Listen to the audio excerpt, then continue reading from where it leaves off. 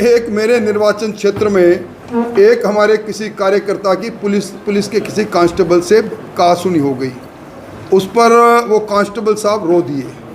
उस पर उन्होंने मुझे लिप्त करते हुए कहा कि क्योंकि वो कार्यकर्ता बीजेपी का हो सकता है।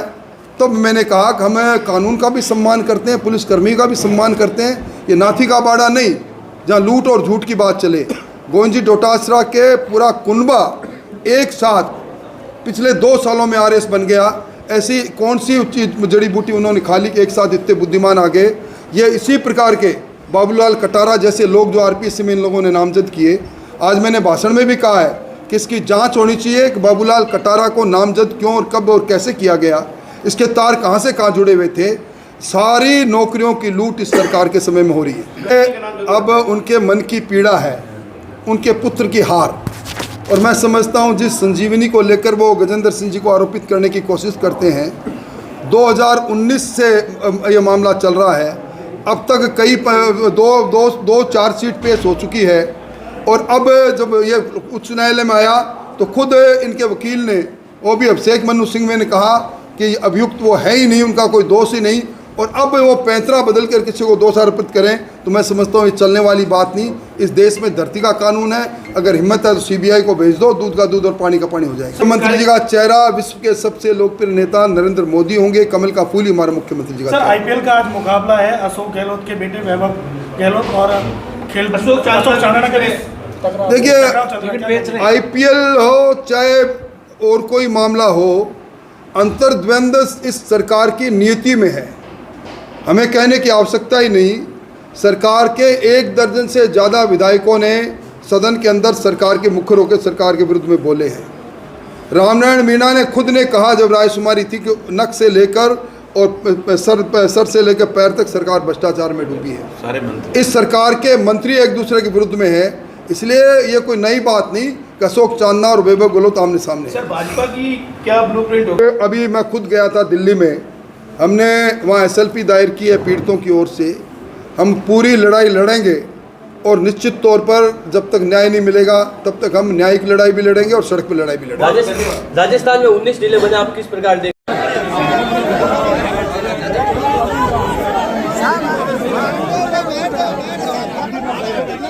साइड में हो जाओ आप, एक बार साइड में हो जाओ सब, साइड में हो जाओ।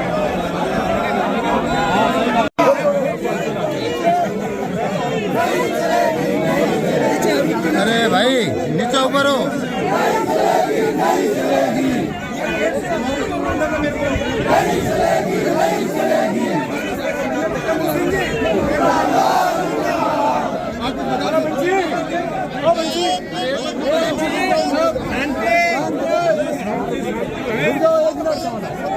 फोटो लेनी है।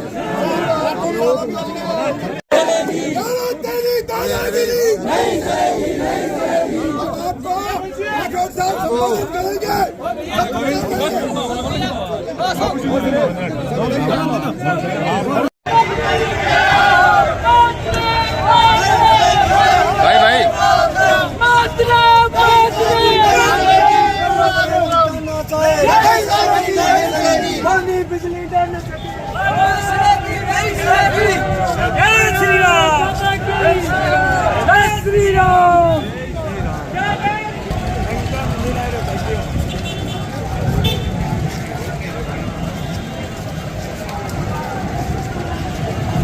नरेंद्र मोदी जिंदाबाद, नरेंद्र मोदी जिंदाबाद, नरेंद्र मोदी जिंदाबाद। जय श्री राम। भारतीय जनता पार्टी ने अब अपने खंदक के युद्ध को प्रारंभ कर दिया और अब सभी जिला मुख्यालयों पर हमारी जन आक्रोश सभा हो रही है। इस जन आक्रोश सभा में हम जिले के स्थानीय मुद्दे और प्रदेश स्तर के जो मुद्दे जिनका दंश इस अंतर्द्वंद में बंदी घुसी सरकार के कारण से आम जनता भुगत रही है, उनका समावेश करके हम उन बातों को जनता के सामने रखते भी हैं और ज्ञापन के माध्यम से सरकार के नुमाइंदों को भी देते हैं। बालोतरा चूँकि नया नया ज़िला बना है, इस नई नवेली दुल्हन के रूप में बने ज़िले के अंदर सिवाय सब्ज बाग दिखाने के लिए कुछ नहीं। पीने के पानी की भयंकर समस्या है। बजरी माफियों के रूप में यहाँ के राजनेता काम कर रहे हैं। यहाँ की कानून व्यवस्था का मंजर राजस्थान ने देखा, जब एक अनुसूचित जाति की महिला, उसके बलात्कार भी होता है और 24 घंटे रिपोर्ट दर्ज भी नहीं होती। यहाँ सड़कों की हालत बदहाल है। जिला चिकित्सालय, जिसका जिला चिकित्सालय का दर्जा दिए लंबा अरसा हो गया, उसमें कोई सुविधा बढ़ाई नहीं, डॉक्टर नहीं, शिक्षक नहीं, और अब तक की तमाम बजटीय घोषणा अधर में लटकी है और लूट और झूठ की सरकार चल रही है। फसल बीमा योजना पर इस बाड़मेर जिले के किसानों को ठगा गया, सरकार ने राजस्व नहीं दिया। इस जिले में प्रधानमंत्री आवास योजना के, जो प्रधानमंत्री आवास योजना प्लस के अंदर जिनको पात्रता लोगों के नाम आने चाहिए थे, वो वंचित रह गए क्योंकि पोर्टल पर उनके नाम दर्ज नहीं किए गए। आज इन सारी भावनाओं का समावेश करते हुए भारतीय जनता पार्टी ने इस नए जिले में कांग्रेस सरकार को ललकारा है और मैं समझता हूँ जिस प्रकार का जन सैलाब यहाँ आया है, ना भूतो ना भविष्य, इतनी बड़ी संख्या में लोग पिछले 5 घंटे से बैठे रहे और आज हमने अपना ज्ञापन दिया है। अब हम इस ज्ञापन की लड़ाई को, अगला हमारा पड़ाव राजस्थान की राजधानी में होगा और उसके बाद गांव-गांव में हमारी जन आशीर्वाद यात्रा प्रारंभ हो जाएगी और उसके बाद चुनाव के अंदर में सरकार को बड़ी पराजय की ओर बढ़ेगी। अंतर्द्वंद में सरकार घुसी हुई है और सरकार को अब महंगाई राहत का याद अब आई है, जबकि सरकार का कार्यकाल समाप्त हो गया। मर्ग मृत्यु के रूप में सरकार की बजटीय घोषणा है। इन सारी बातों को लेकर आज हमने प्रदर्शन किया। देखिए, एनसीआरबी जो देश के अंदर प्रमाणिक दस्तावेज है, उसके आंकड़े ये कह रहे हैं कि राजस्थान में महिला दुष्कर्म में पिछले 3 सालों से हम 1 नंबर पर आए।